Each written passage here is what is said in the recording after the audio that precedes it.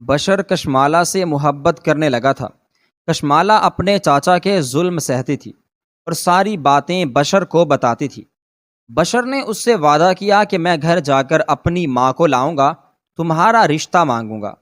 مہک بشر کی دوست اور کزن تھی جو بشر کو پسند کرتی تھی اور جانتی تھی بشر کشمالہ کو پسند کرتا ہے۔ جب بشر رشتہ لینے گیا تو اسے پتہ چلا کشمالہ کسی لڑکے کے ساتھ بھاگ گئی اور چاچا شہر چھوڑ کر چلا گیا۔ بشر کو بہت صدمہ لگا اور مہک سے اس کی شادی ہو گئی۔ 6 ماہ بعد جب بشر نے کسی کام سے مہک کا دراز کھولا اور اس میں اپنے نام کے خط دیکھے تو چونک گیا۔ جب خط پڑھنے لگا تو اس کے پیروں تلے سے زمین نکل گئی۔ السلام علیکم ورحمۃ اللہ وبرکاتہ۔ بسم اللہ الرحمن الرحیم۔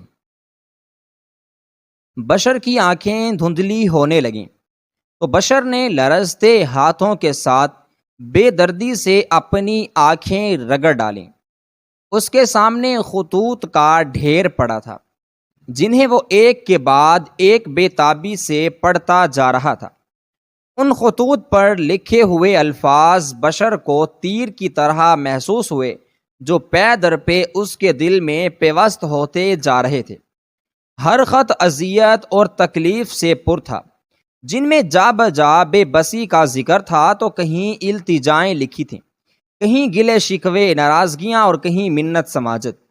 کچھ خطوط میں تو باقاعدہ خدا کے واسطے دیے گئے تھے، اپنی حالت بیان کی گئی تھی۔ صاف ظاہر ہو رہا تھا لکھنے والا اذیتوں کے کن مرحلوں سے گزر رہا تھا۔ کتنی تڑپ تھی ان الفاظ میں، کتنی بے بسی چھپی ہوئی تھی، اور ساتھ ہی ایک آس بھی بندھی تھی۔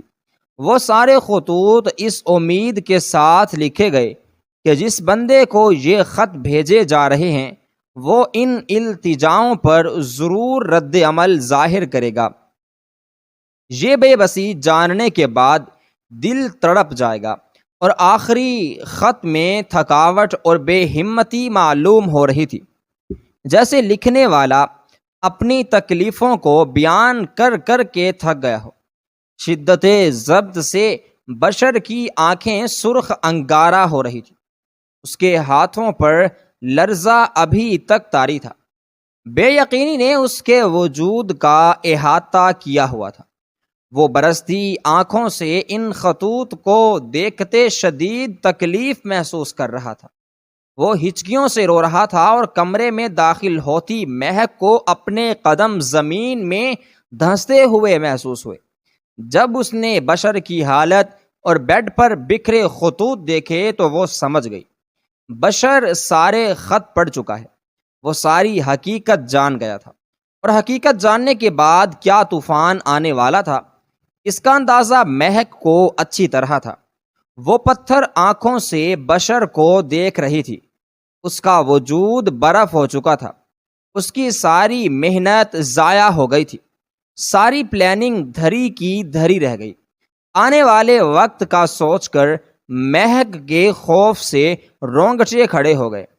اسے اپنی بے وقوفی پر شدید غصہ آیا۔ کیا ضرورت تھی ان خطوط کو سنبھال کر رکھنے کی؟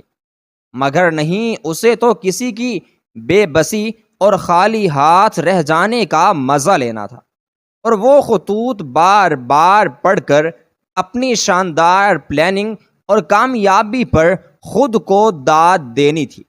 اور یہ سب کرتے ہوئے بھول گئی سچ کبھی چھپا نہیں رہتا، ایک نہ ایک دن سامنے آتا ہے۔ وہ جب سچ کھلتا ہے تو حصے میں بے تحاشا ذلت اور رسوائی آتی ہے۔ مہک نفسیاتی مریضہ تھی۔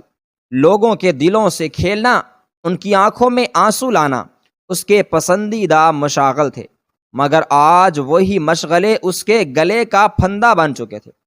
بہت محنت سے اس نے ریت کا گھر بنایا تھا جو آج پل بھر میں ریزہ ریزہ ہو گیا۔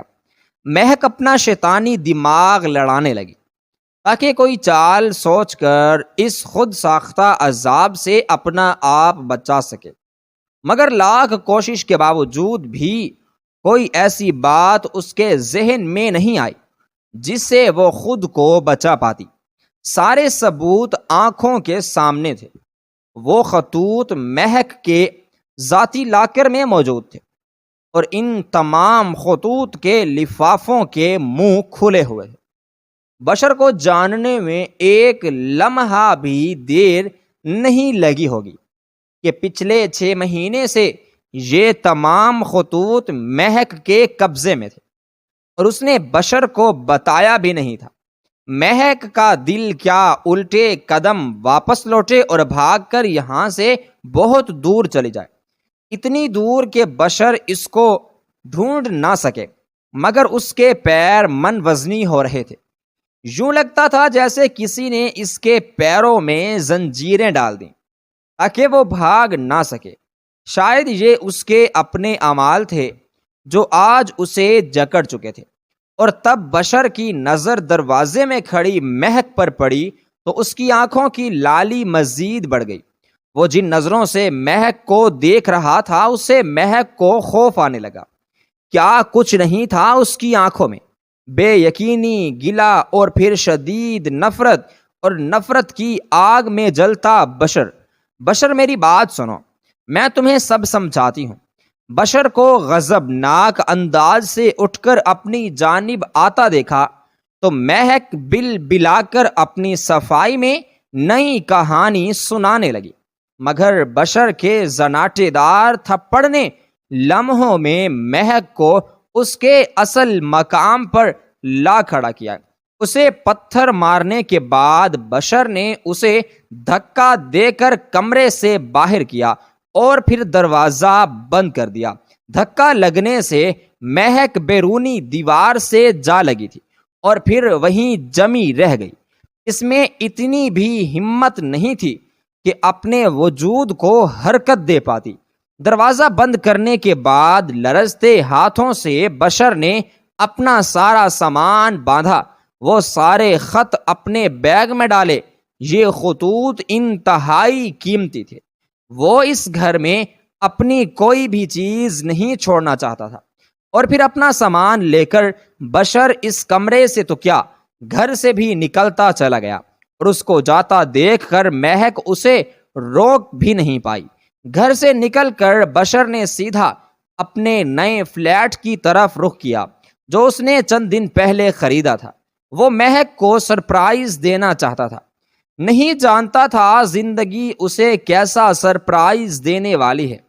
وہ تو اپنی زندگی میں نارمل ہونے لگا تھا کہ ماضی کی یادیں دل رکھنی چاہیے تاکہ مہک کو تکلیف نہ ہو، اور کل تک مہک کو اولاد کی فکر میں گھلتا دیکھ کر پریشان ہونے والا بشر آج بے اختیار اپنے رب کا شکر ادا کرنے لگا کہ مہک جیسی گھٹیا عورت سے اس کی اولاد نہیں ہوئی۔ اسے خود پر غصہ آ رہا تھا، وہ مہک کی باتوں میں کیسے آ گیا؟ کیوں خود چھان بین نہیں کی؟ کیوں حقیقت جاننے کی کوشش کرنے کی بجائے صبر کر کے بیٹھ گیا؟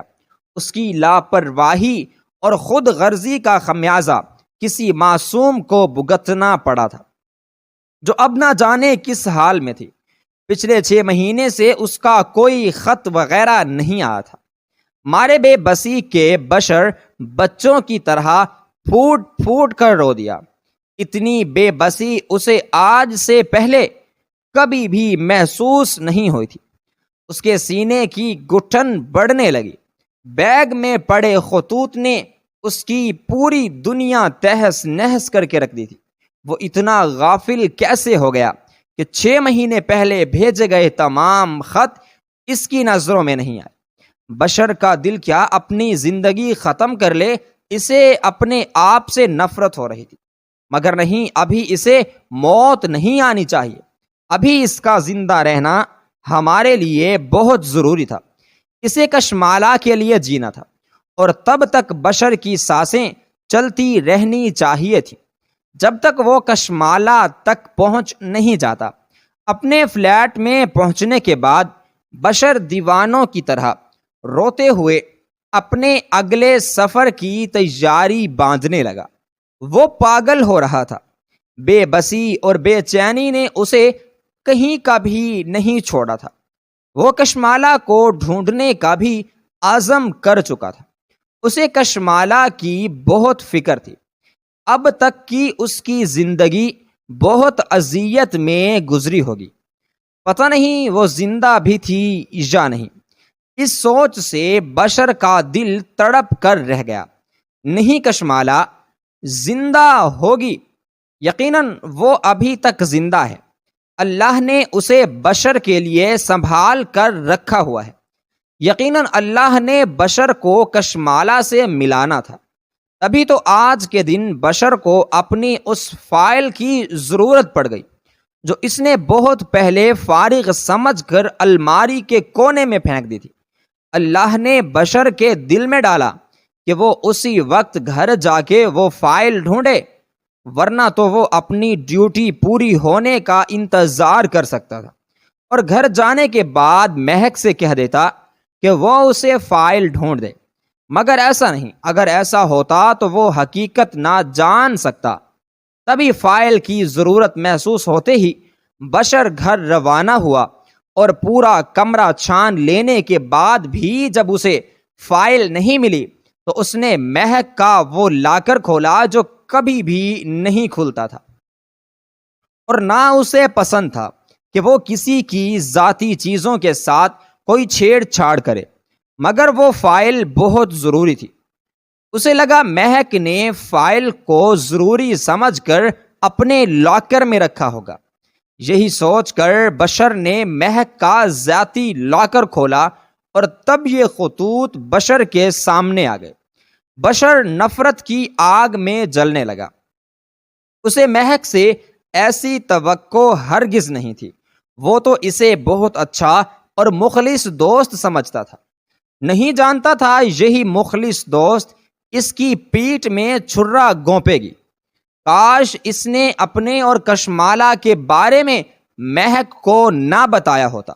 اسے کشمالہ بے تحاشا یاد آئی اور روتے روتے بشر کی ہچکیاں بن گئیں۔ اپنے کمرے میں بیٹھا بشر پڑھنے میں مصروف تھا جب اسے ایک نامانوس سی آواز سنائی دی۔ اس نے چونک کر سر اٹھایا اور دروازے کی جانب دیکھا۔ ایسا لگا جیسے کسی نے دستک دی ہو، مگر کمرے کا دروازہ کھلا تھا اور دروازے پر کوئی موجود نہیں تھا۔ بشر نے سر جھٹک کر دوبارہ اپنی توجہ پڑھائی کی جانب مرکوز کرنا چاہی تو اسی لمحے دوبارہ دستک ہوئی۔ دستک اب کی بار ذرا زور سے ہوئی تو بشر چونک کر مڑا۔ اس کی حیرت کی انتہا نہیں رہی تھی۔ اس کے کپڑوں والی الماری کے پیچھے سے وہ آواز آ رہی تھی۔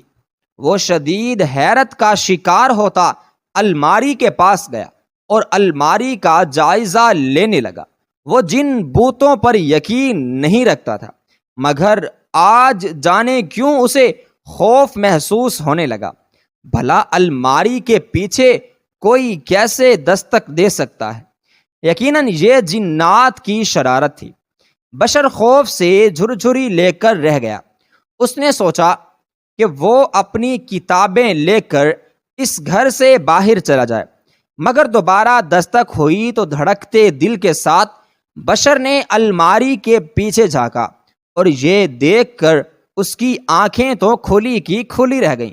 الماری کے پیچھے لکڑی کا ایک چھوٹا سا دروازہ لگا تھا۔ بشر کو شدید حیرت نے آ گھیرا۔ اس دروازے کے بارے میں وہ پہلے کبھی نہیں جان پایا۔ اس کی وجہ شاید یہ تھی کہ بشر نے اس طرف توجہ نہیں دی اور اپنی پڑھائی کی وجہ سے اس گھر کا صحیح سے جائزہ نہیں لیا تھا۔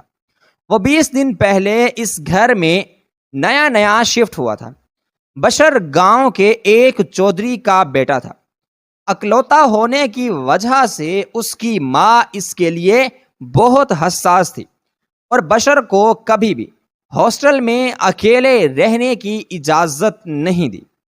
اس نے ہاسٹل کے بارے میں بہت عجیب داستانیں سن رکھی تھیں، لہٰذا جب بشر نے باپ کے سامنے رونا رویا کہ روز گاؤں سے شہر یونیورسٹی جانے کے چکر میں اس کی 1-2 کلاسز لازمی مس ہو جاتی ہیں، جس کی وجہ سے اس کی پڑھائی کا بہت حرج ہو رہا ہے، اور اب جب کہ اس کے پیپرز سر پر ہیں تو وہ چاہتا تھا کہ شہر میں رہ کر امتحانات کی تیاری کرے۔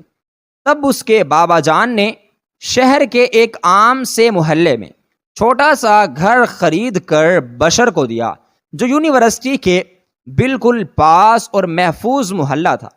یہاں آتے ہی کمرے کی تھوڑی بہت سیٹنگ کرنے کے بعد بشر اپنی پڑھائی میں لگ گیا۔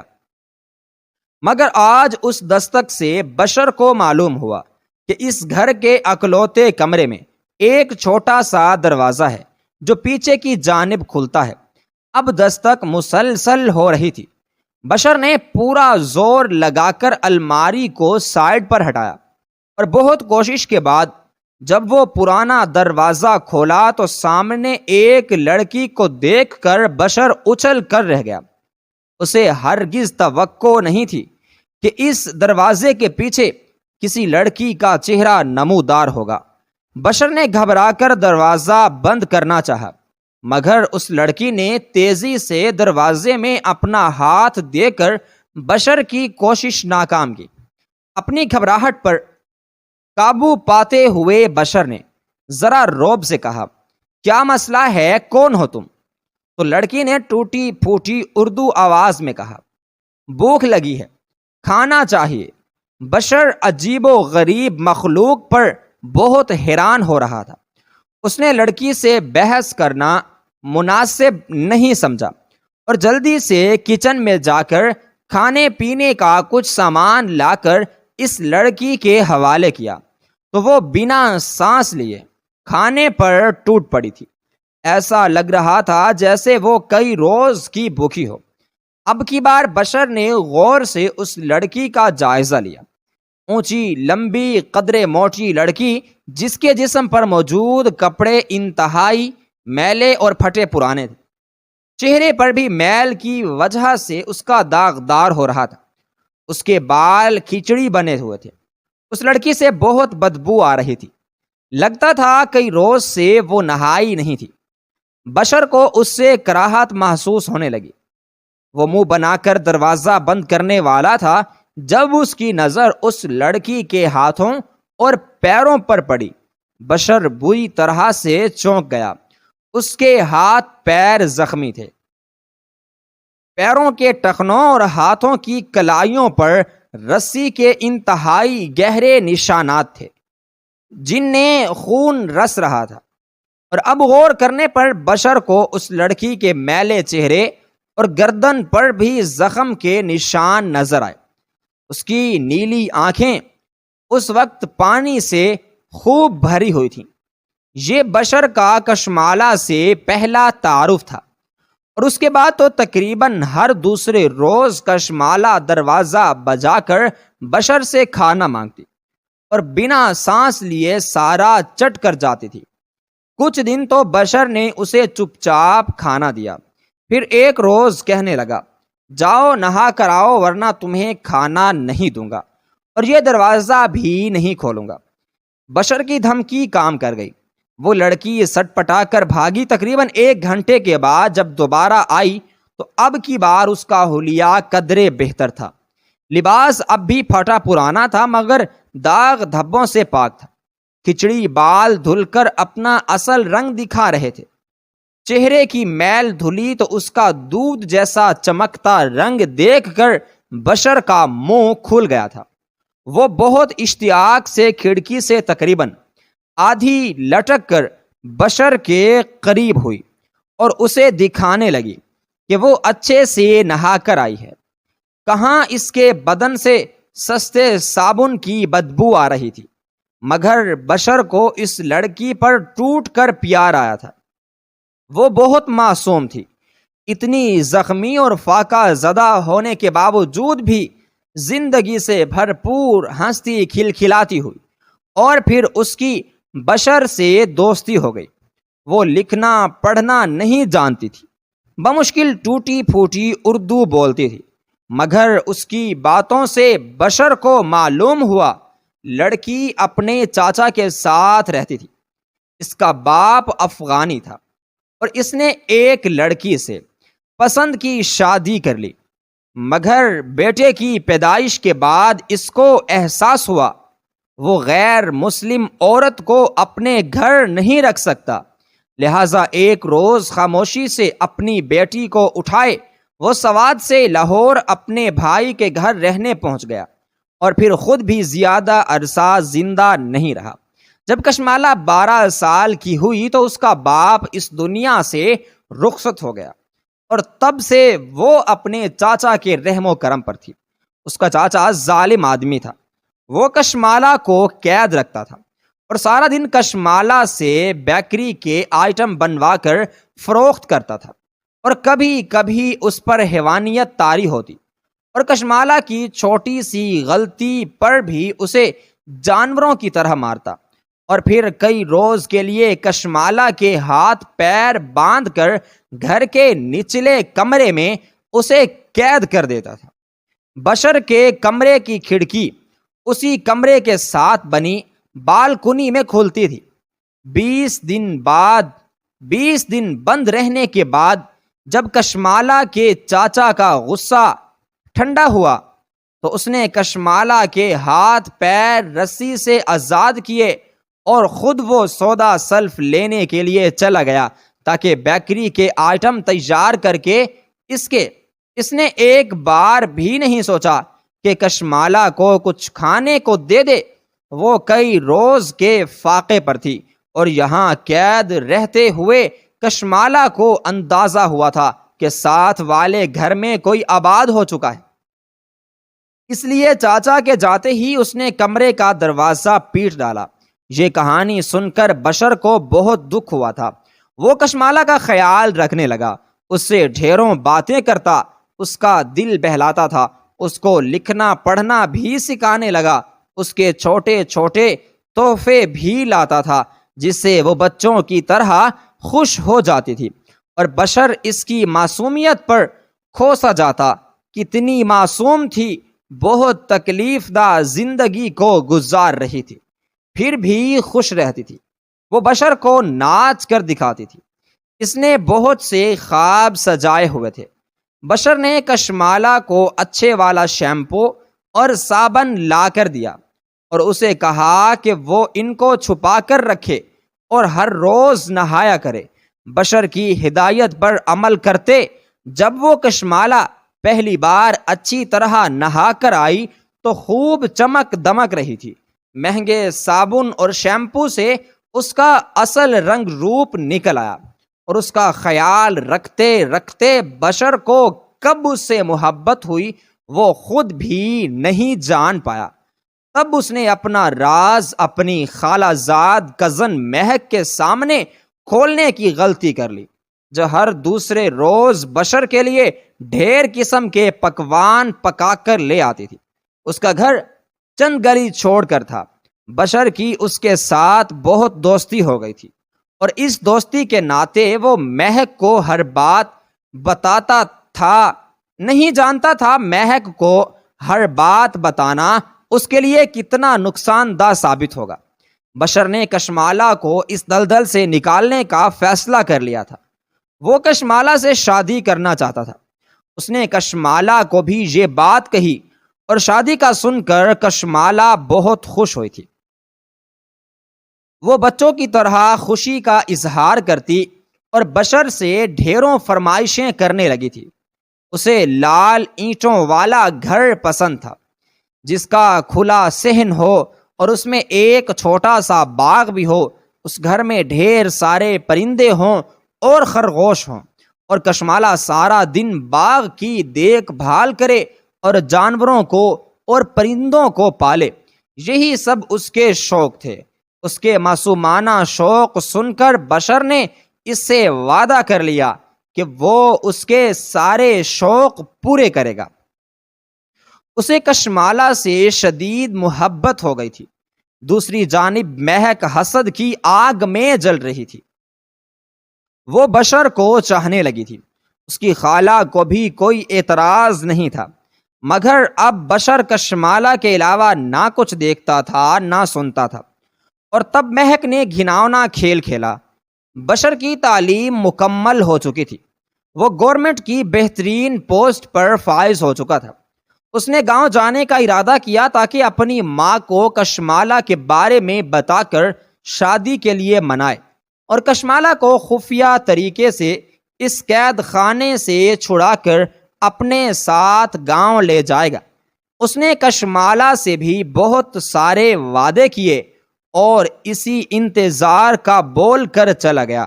بشر انجان تھا، مہک پہلے ہی اس کی ماں کو کشمالہ کے بارے میں بتا چکی تھی۔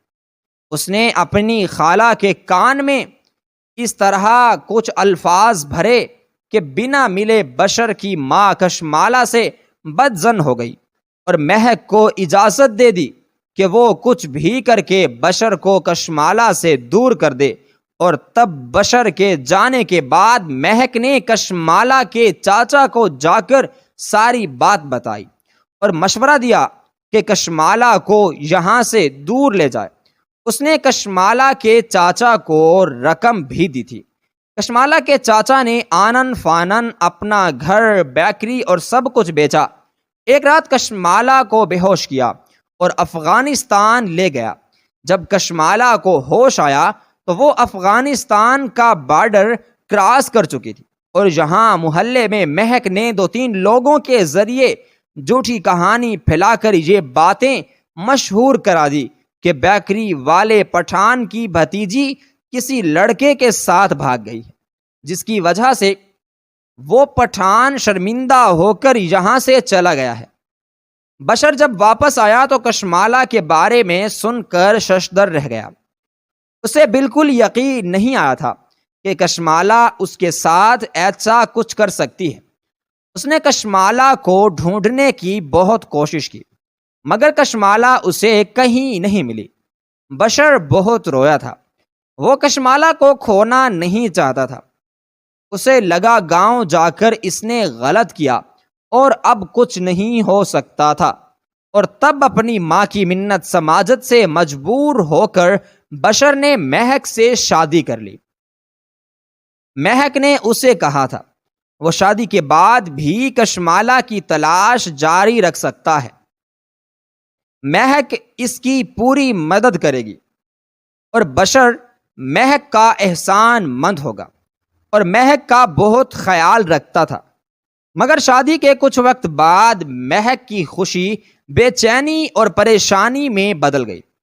اس میں کوئی پیچیدگی تھی جس وجہ سے وہ ماں نہیں بن سکتی تھی۔ وہ ہر وقت بولائی رہتی، اور اسے خوش رکھنے کے چکر میں بشر کشمالہ کو بھولنے لگا تھا۔ آج اسے معلوم ہوا مہک آستین کا سانپ تھی۔ کشمالہ کے بھیجے گئے خطوط سے بشر کو معلوم ہوا مہک نے اس کے چاچا کو ان کے بارے میں سب کچھ بتایا، اور وہ اسے لے کر افغانستان نکل گیا۔ اس نے کشمالہ کو بہت مارا تھا اور اس کی دونوں ٹانگوں میں گولیاں مار کر اسے ہمیشہ کے لیے معذور کر دیا تاکہ وہ بھاگ نہ سکے۔ کشمالہ ہر خط میں بشر کو اپنے پاس آنے کی التجا کرتی تھی۔ ہر خط میں وہ بشر کو بتاتی تھی ٹانگوں میں گولیاں لگنے اور بر وقت علاج نہ ہونے کی وجہ سے ٹانگوں میں پس پڑ گئی تھی اور اس کی ٹانگیں گلنے لگی تھی۔ درد سے اس کا برا حال ہوتا تھا۔ وہ آج بھی بشر کا ہی انتظار کر رہی تھی، کیونکہ اس نے بشر سے وعدہ کیا تھا وہ انتظار کرے گی۔ وہ جینا چاہتی تھی، اپنے خواب پورے کرنا چاہتی تھی، مگر مہک جیسی گھٹیا عورت نے اس سے زندگی کی آس امید چھین لی، اور یہ سب بشر کی غلطی سے ہوا تھا۔ اپنے ہر خط میں کشمالہ نے اپنا درد بتایا، اور یہ کہ وہ یہاں لاوارثوں کی طرح بے یار و مددگار پڑی تھی، کوئی بھی اسے پوچھنے والا نہیں تھا۔ اس کے چاچا نے اسے معذور کرنے کے بعد چھوڑ دیا تھا، اور اب اس کی خیریت معلوم کرنے والا کوئی نہیں تھا۔ تقریباً 3 مہینے تک کشمالہ خط بھیجتی رہی تھی، اور مہک نے چلاکی سے وہ خطوط خود وصول کیے اور بشر کو بھنک بھی نہیں پڑنے دی۔ ان خطوط کو پڑھ کر وہ مزے لیتی اور خوب ہنستی تھی۔ بڑی آئی بشر کو مجھ سے چھیننے والی، اب آئی نا اپنی اصل اوقات پر۔ وہ سارے خط سنبھال کر رکھتی تھی اور اکثر وہ خط پڑھ کر لطف اندوز ہوتی تھی۔ اپنے دل کی تسکین کو پورا کرتے ہوئے مہک کو یاد نہیں رہا کہ وہ بشر کے ساتھ ایک ہی گھر میں رہتی ہے، کبھی بھی یہ خط اس کے ہاتھ آ سکتے ہیں۔ سچ کہتے ہیں چور جتنی بھی صفائی سے ہاتھ صاف کیوں نہ کر لے، کوئی نہ کوئی نشان باقی رہ جاتا ہے۔ یہی حال مہک کا بھی ہوا تھا۔ وہ پکڑی گئی تھی۔ بشر CSS آفیسر بن چکا تھا، لہذا آرمی کے سینئر افسر ان کی مدد سے افغانستان پہنچنا اس کے لیے مشکل کام نہیں تھا۔ وہ بس دعا کر رہا تھا، چاہے بیمار صحیح مگر کشمالہ زندہ ہو، وہ اس کا علاج کرا لے گا۔ حالانکہ 6 ماہ کا وقت بہت زیادہ تھا، پھر بھی بشر کو ایک امید تھی۔ وہ دھڑکتے دل کے ساتھ اس ایڈریس پر پہنچا جو کشمالہ اپنے ہر خط میں لکھ کر بھیجتی تھی۔ وہاں پہنچ کر تھوڑی سی تلاش کے بعد بشر کو نحیف وارنرز کشمالہ ایک جانب پڑی نظر آئی تو بشر کی اکھڑی سانس بحال ہوئی تھی۔ وہ تیزی سے کشمالہ کی جانب بڑھا۔ بشر کو اپنے سامنے دیکھ کر کشمالہ کو اپنی آنکھوں پر یقین نہیں آیا تھا۔ کتنی دیر وہ بے یقینی سے بشر کو دیکھتی رہی، پھر یہ کہتے ہوئے بشر کے گلے لگ کر پھوٹ پھوٹ کر رو دی، مجھے پتا تھا بشر آئے گا، وہ مجھے اکیلا تنہا کسی صورت نہیں چھوڑے گا، مگر بہت دیر کر دی آنے میں۔ اس کی بات پر بشر کا دل ٹوٹا تھا۔ وہ معصوم ابھی تک انتظار کی آگ میں جل رہی تھی، مگر اسے زندہ دیکھ کر بشر کو بے تحاشا خوشی ہوئی تھی۔ کشمالہ نے اسے اپنی ٹانگوں کا بتایا۔ کسی ہمدرد نے اس کے زخموں کا علاج تو کر دیا، مگر اس کی معذوری ختم نہیں ہوئی۔ بشر کو کوئی بھی فرق نہیں پڑتا تھا۔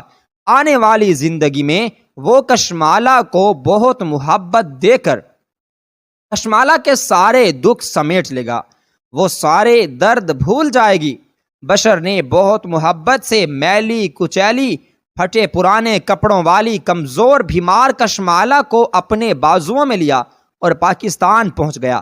اس نے فوراً کشمالہ کو پاکستان کے بہترین ہسپتال داخل کرا کے اس کا علاج شروع کرایا۔ مہک کو وہ ڈاک کے ذریعے طلاق بھیج چکا تھا اور اپنی ماں کو بھی سختی سے خبردار کیا کہ اگر وہ چاہتی ہیں اس کا بیٹا اس سے دور نہ ہو تو مہک کا ذکر بھی نہ کرے۔ مہک کو اپنے اعمالوں کی سنگین سزا ملی تھی اور کشمالہ ایک لمبی تکلیف دہ صبر کے بعد اب اپنے خوابوں کی زندگی جینے والی تھی۔